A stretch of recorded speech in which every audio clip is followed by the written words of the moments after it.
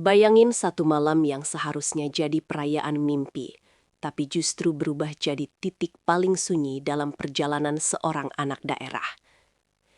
Di tengah sorak penonton dan lampu studio yang menyilaukan mata, satu nama dipanggil dengan nada yang tak pernah ingin didengar siapapun, Arbil Asahan. Dan dalam hitungan detik, semuanya berubah. Studio yang tadinya riuh mendadak hening, tepuk tangan tertahan. Beberapa penonton menunduk, yang lain hanya saling menatap, seolah bertanya dalam diam, "Serius, Arbil pulang?" Tapi malam itu bukan cuma tentang siapa yang tersenggol. Ada sesuatu yang jauh lebih dalam, lebih manusiawi, dan nyaris tak sepenuhnya tertangkap kamera. Sebuah momen kecil, sebuah komentar pelan, dan satu kalimat yang mengubah cara banyak orang memaknai kata kalah. Namun untuk memahami kenapa momen ini terasa begitu menyentuh, kita harus mundur sedikit ke belakang. Arbil Asahan bukan datang ke DA7 sebagai peserta tanpa cerita. Ia datang membawa latar belakang yang sederhana, suara yang jujur, dan mimpi yang tidak dibuat-buat. Dari awal kemunculannya, banyak yang melihatnya sebagai kuda hitam. Bukan yang paling heboh, bukan yang paling sering viral, tapi selalu punya satu hal yang sulit dijelaskan dengan angka: penghayatan. Setiap kali bernyanyi, Arbil seolah tidak sedang tampil, tapi sedang bercerita, dan itu yang membuat penonton pelan-pelan terhubung. Malam demi malam ia bertahan, melewati fase-fase sulit, mendengar komentar, menerima kritik, menahan rindu kampung halaman. Sampai akhirnya, tiba malam yang tak pernah ia bayangkan akan datang secepat ini. Malam penentuan itu berjalan seperti biasa. Lampu studio dinyalakan lebih terang dari biasanya. Musik dibuat lebih dramatis. Host memainkan jeda yang membuat detak jantung tak sinkron dengan napas. Penonton berdiri, semua mata tertuju ke panggung. Satu persatu nama dipanggil. Yang lolos melangkah maju, yang belum disebut mulai gelisah. Hingga akhirnya, hanya tersisa 2 orang berdiri di tengah panggung. Salah satunya, Arbil. Wajahnya terlihat tenang, tapi matanya berbicara lain. Ada harap yang ditahan, ada doa yang tak diucapkan keras-keras. Di sudut studio, kamera menangkap penonton yang mulai saling menggenggam tangan. Seolah semua tahu, detik berikutnya akan menentukan segalanya. Dan ketika nama Arbil disebut sebagai peserta yang tersenggol, waktu seperti berhenti sesaat.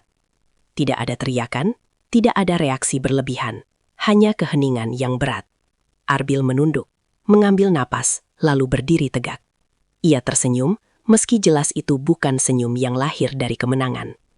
Disitulah banyak orang mulai merasakan sesuatu yang berbeda. Cara Arbil menerima hasil itu, tanpa menyalahkan, tanpa protes, tanpa drama. Namun pertanyaan besar langsung muncul. Kenapa Arbil? Komentar juri sebelumnya tidak buruk. Penampilannya dinilai menyentuh. Secara teknis tidak jatuh. Bahkan banyak yang merasa ia aman. Media sosial langsung dipenuhi tanda tanya. Voting dipertanyakan, dukungan dibandingkan. Tapi seperti semua kompetisi, ada satu kenyataan pahit yang sering terlupakan. Bakat tidak selalu berjalan seiring dengan jumlah dukungan.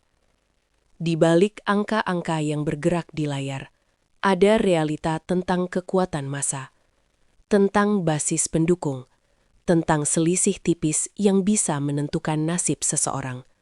Dan malam itu, grafik berhenti bergerak di posisi yang tidak berpihak pada Arbil. Namun justru di titik itulah cerita ini berubah arah. Di saat banyak orang tenggelam dalam rasa kecewa, satu sosok melangkah ke depan. Bukan sebagai pejabat, bukan sebagai eksekutif, tapi sebagai figur ibu, Ibu Harsiwi. Langkahnya pelan, tidak dramatis, tapi kehadirannya langsung mengubah atmosfer studio. Ia menatap Arbil bukan dari atas panggung kekuasaan, tapi dari jarak empati. Dan ketika ia mulai berbicara, tidak ada kata-kata besar tentang rating, tidak ada pembelaan teknis. Yang keluar justru kalimat sederhana yang menembus hati. Ia tidak mengatakan Arbil kalah. Ia mengatakan perjalanan ini tidak berhenti di sini. Nada suaranya tenang, tapi setiap kata terasa seperti pegangan bagi seseorang yang baru saja kehilangan panggung impiannya. Ia menegaskan bahwa keberanian Arbil untuk melangkah sejauh ini sudah merupakan kemenangan yang tidak bisa dihapus oleh satu hasil voting. Bahwa panggung DA7 bukan garis akhir, melainkan salah satu persimpangan. Banyak penonton tidak sadar, momen ini jarang terjadi. Tidak semua peserta yang tersenggol mendapat pengakuan langsung seperti ini. Tidak semua kegagalan ditemani dengan kata-kata yang memanusiakan. Dan disitulah letak kekuatan malam itu. Kamera mungkin hanya menangkap beberapa detik, tapi dampaknya jauh lebih panjang. Air mata mulai jatuh, bukan hanya dari keluarga Arbil, tapi dari penonton yang merasa seolah sedang melihat cermin hidup mereka sendiri.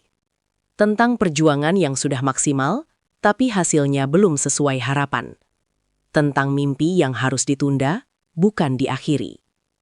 Arbil mendengarkan dengan kepala tertunduk, tidak banyak bicara.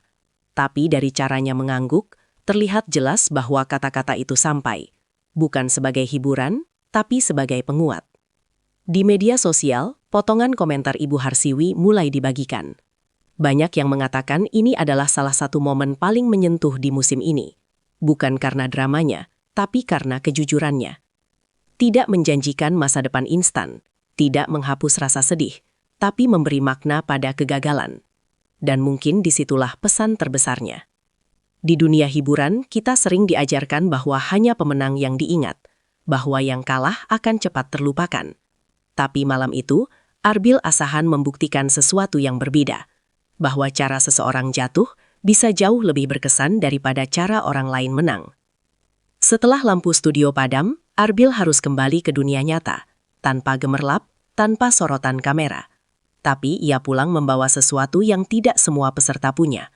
Pengakuan, doa, dan restu untuk melanjutkan perjalanan. Apa yang akan terjadi setelah ini? Tidak ada yang tahu pasti. Tapi satu hal jelas, malam tersingkirnya Arbil bukan akhir cerita. Justru mungkin menjadi bab paling penting dalam hidupnya. Karena terkadang, yang paling kita butuhkan bukan panggung yang lebih besar, tapi satu suara yang berkata, "Kamu berharga, meski hari ini kamu harus berhenti." Dan malam itu, suara itu datang tepat ketika Arbil paling membutuhkannya.